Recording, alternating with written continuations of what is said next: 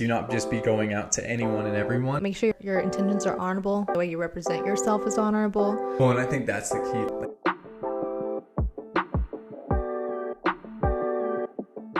Welcome back to the Love Unscripted podcast, where we talk about matters of the heart, from the heart. I'm your host, Christian, and I'm joined by Your husband, Arden. my husband. Your husband. You're also my boyfriend, Yeah. my fiance, Yeah, if you could my baby daddy. in those ways. Actually, baby daddy would be great. Baby daddy. Yeah. We did go to the pool yesterday, and I forgot to wear I took my ring off because it's just like a little loose. And every time I walk in holding a baby without my ring on, I'm like, I have a husband. I promise. I always take off my ring. I know you got a ring off too, and I was like, well, it is what it is. Well, and to be fair, I lost my first wedding ring in the ocean. I have no idea where it is. Probably on the beach somewhere.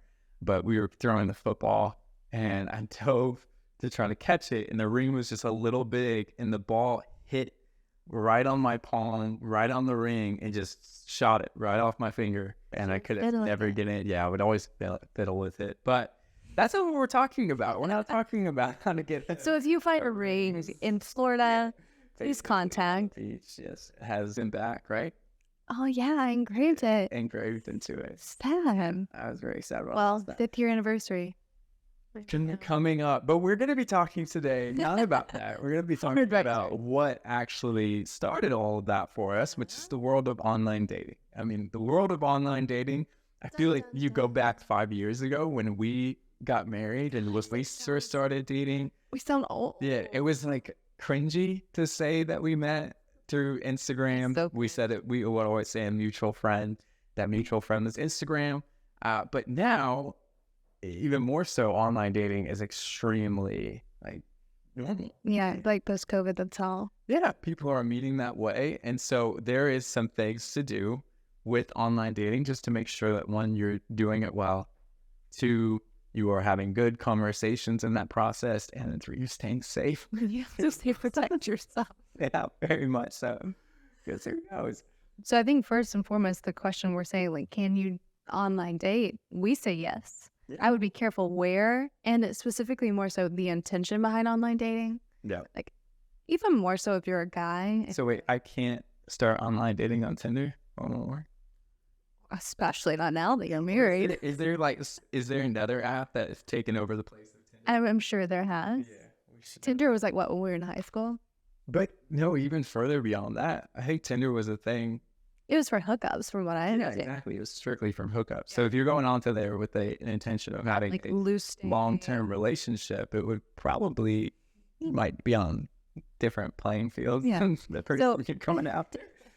Be careful where you online date. Yes. We are not knowledgeable enough to know what are all of the places, but I would say anywhere that you can show up authentically, probably even more so, I'd say it's a safe bet that you're not there only for online dating. I would advocate like that's a better place to start. Now there might be I think there are some like solely Christian dating, maybe you have to get vetted. Cool. Try that out. I don't have personal experience. You're talking about Christian Mingle? Is that where you're out there? Christian farmers. Christian Farmers. Hey, look, with how produce is nowadays, you need a Christian farmer. That's great. But more so, what we would sure guard say is like, go on there. If you are solely for dating, make sure your intentions are honorable. The way you speak with someone, the way you represent yourself is honorable. No, I think it comes back. Yeah, no, I think we said a great point that should be harped on a little bit more is that make sure you're going into it on a platform that you know it is for similar intentions. Like making sure that you are not reaching out to someone that they are expecting one thing because of the way or method that you're reaching out to them or the expectations that you're establishing. And you're expecting another thing. Like if they're just expecting a hookup, which we're not endorsing at all, but if that's what they're expecting, then that is not going to be a great building place for a relationship, obviously, and I mean, just for life in general. And that could be even if you meet someone random, because you meet someone in the grocery store, they're nice. You don't really know, like same as online dating, you don't know exactly where they're coming from, who they are. And so I had a great girlfriend that went on a first date recently, and she's an incredible girl, like loves the Lord, hardcore. And she was like, do I go on this date? I don't know. Like, I don't really know him. And I was like, well, it might be more troublesome, even just to you mentally, if you don't go on the date and you constantly wonder, well, what if he was a good guy? I just don't know. So just show up on your first date and be authentically you. Don't try to tiptoe around figuring him out or hide who you are. Just show up authentically. And usually within those first dates, especially if you know what you're looking for and who you are, you can weed out, this person and I are not good I. Well, and I think that's the key thing too, is get it off online dating as fast as you can. Like, do not establish an online dating where it's like, man, I'm dating this person. I'm going to put that in quotations because, I don't think it's that. But when you've never met in person, you've never gone on a date in person. Like, that was something that I thought was really key within our relationship, is we made sure that we moved very fast to get it to a place where it was not just texting. Yeah, just texting, just, calls. It was, let's get in person and let's go on a date. That was something that we did intentionally. I thought was really good, and it helped us out dramatically. I mean, I know. Can you share why we did that? Yeah. So I kept it extremely short. And reason being is I did not want to discover things about Christian that I could discover in person. And I understood that as I asked her questions, it would be easy for her to formulate a response, or for her to me to formulate a perfect response, like think it over, then respond, rather than me asking a question that I get to see her answer right there on the spot. I get to see her passion level. I get to see what she's excited about, what maybe she's like. So I think that's a big key, is just get it off the online port as quick as you can. If it is that you're needing to fly to another state, I'm not saying just go ahead and jump in a plane and go fly to another state. Oh yeah, safety. Yeah, safety is going to be key in that situation. Established safety. But whatever you can do once when you get to that point, however quick you can, please just get it into person, because you're going to discover a lot more about the other person in that way.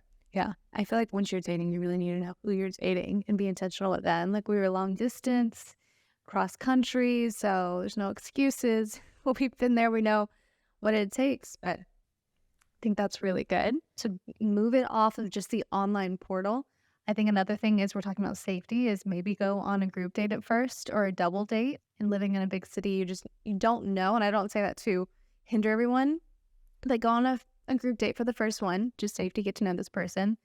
Even if it's just like a horrible date, it can help to have an out with a friend. But then you also get the advantage of seeing, like, connecting with your friend. That first few dates, like you're saying, people can put on a great face, or your feelings can be taking over. You can also have this friend with you, and you ask them afterwards, like, hey, what did you think? Did you see anything that I missed because they were talking nice to me but treating the waiter terribly? Like, anything like that. So I think it's a good thing to do. Our people on our first date, we had some people there to help us guide our parents, your sibling. Yeah, we had basically board members, everyone that was there. Yeah, I got weeded out real quick, I guess I passed the test. Or you just completely ignored the advice.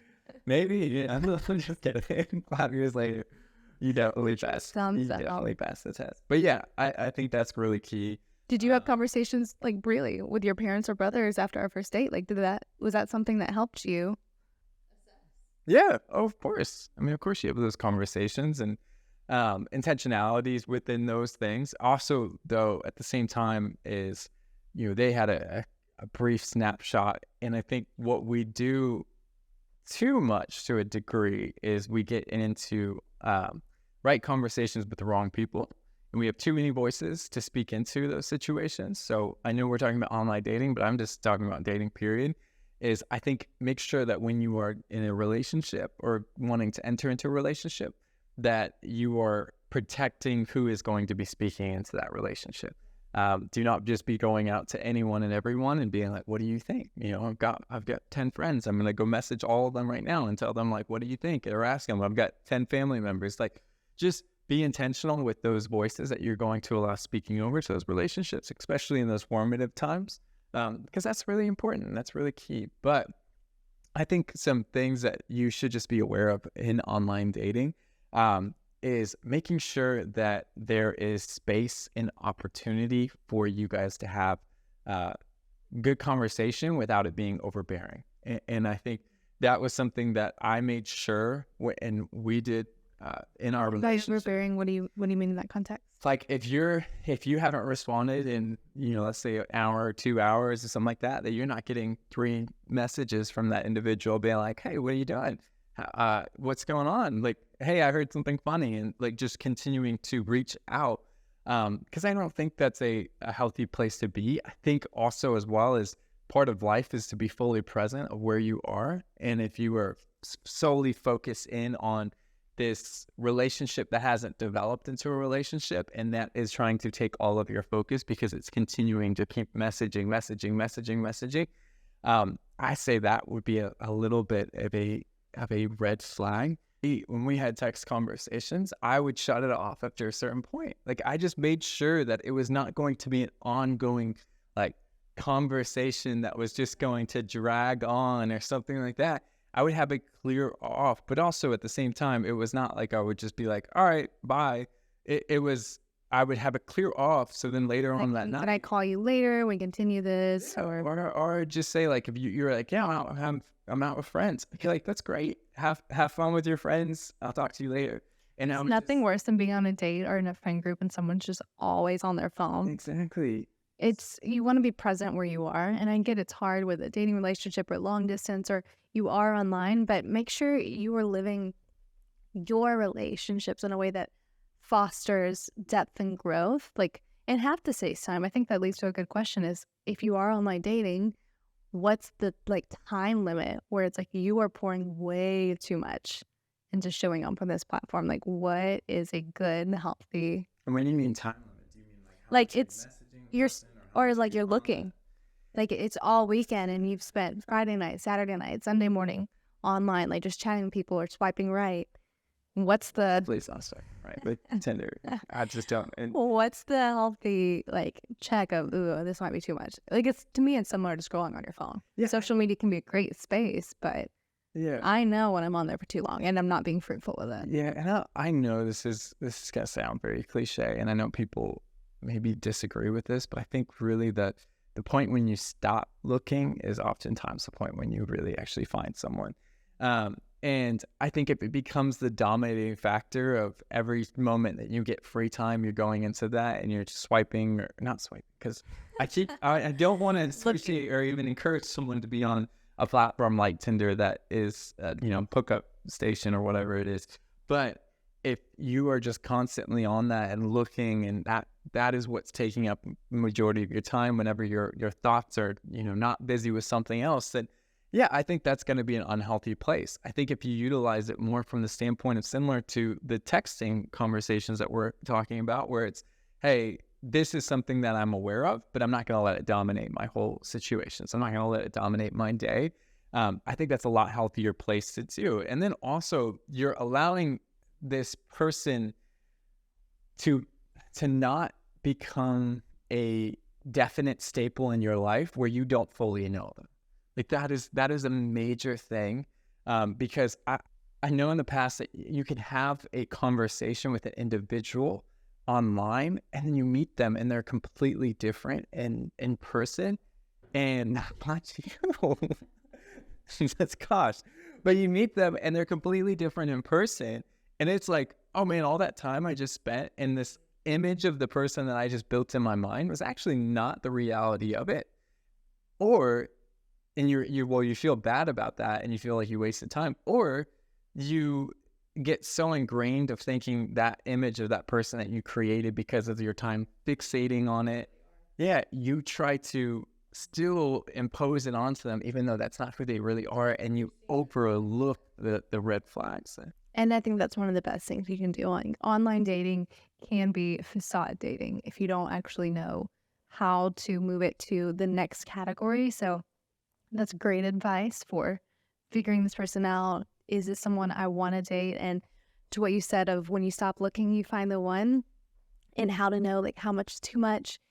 And I'll specifically speak to the ladies right now is it can be hard and feel powerless being in a position of, well, I want someone to pursue me and I want them to find me, but how do I make sure I'm in a place where they can find me? Do I need to just create a profile here or like show up here? Like, how do I steward my time where I'm discoverable, but I'm also enhancing my life? I think there are so many unknowns with, do I need to be at the right place at the right time? You're never really going to know that, no matter who you are. But what you can do is know, okay, I feel like this is something I need to cultivate. I feel like the Lord wants me to invest time here.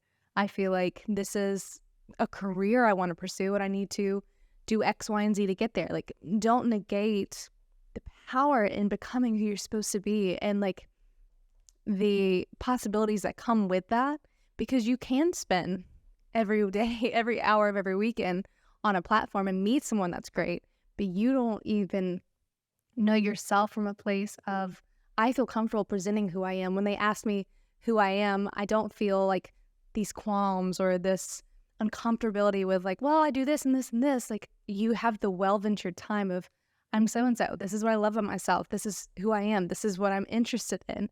Like, take time to do that. And if you feel an allowance of, well, I have time left over, I want to try this platform, like I want to go here, or I'm doing a craft and just showing it on Instagram and I relate to someone. Like, there are just so many possibilities, and I know that can feel like a headache, but the real thing is, we don't want to get this hangover of presenting ourselves and like just trying to figure out dating and trying to get it to work. I think it's way better to have the investment in who you are and letting God surprise you in it. Yeah. I mean, at least from a Christian girl, like, or at least from a woman's perspective, I know that that's the tension, and like, I need to show up so someone can find me. But Yeah, I mean, there is a reality of that, and like you said, I need to show up because someone can find me.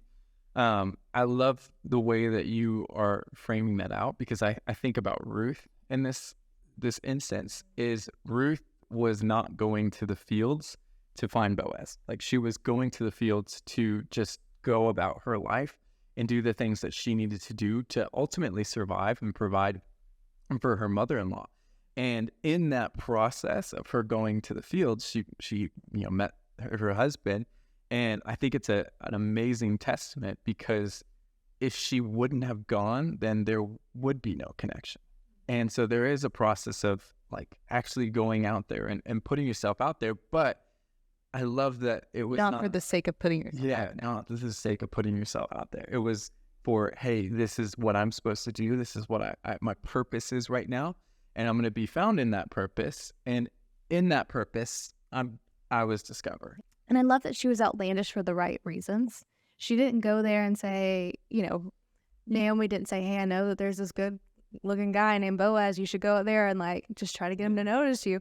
No, she just went and she said, well, we need food. I need to provide. And didn't she even, I don't think she was invited to go work there. I don't even think Boaz was on the market. She just went and she said, okay, I know that I need food and like I'm going to do what I need to do. And he noticed that and actually loved the scraps. Yeah. That's it. I mean, that's what widows would do back then, is that they would come into the fields and pick up the scraps from the harvesters that they would leave behind. And then Boaz, of course, said, hey, start leaving more scraps and start leaving more and more so she could get abundance of what she And I feel like that tenacity was part of what he came to recognize about her. So if you are one of those people, are an independent woman and you want to go out and do big things and be outlandish, do it for the right reasons. And I'm sure that's even a quality someone that you end up with is going to love about you. Yeah, I think that's great. And I think it keeps you away from the ebbs and flows of feeling like on online dating, your success is based off of how quick someone responds or how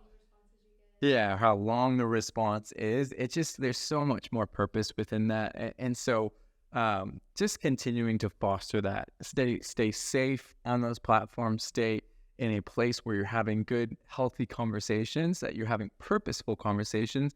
I would always advise to get away from the mundane and purposeless conversations of how you doing? Good. How's your day? Good. I mean, like, think about it. This is our podcast. WBY, what about you? Yeah, it would not be an interesting podcast to listen to at all. It is. So if you guys are not already subscribed, make sure you subscribe to the podcast. Make sure you share it with people around you, because we want to continue to see these conversations grow. And If you know good Online dating platforms, let us know below. Yeah, just make sure you use those platforms in a way that's honestly going to be something that is going to protect you, that's going to foster and grow healthy relationships. And I think you're going to see great results come from that. And we will see you next time.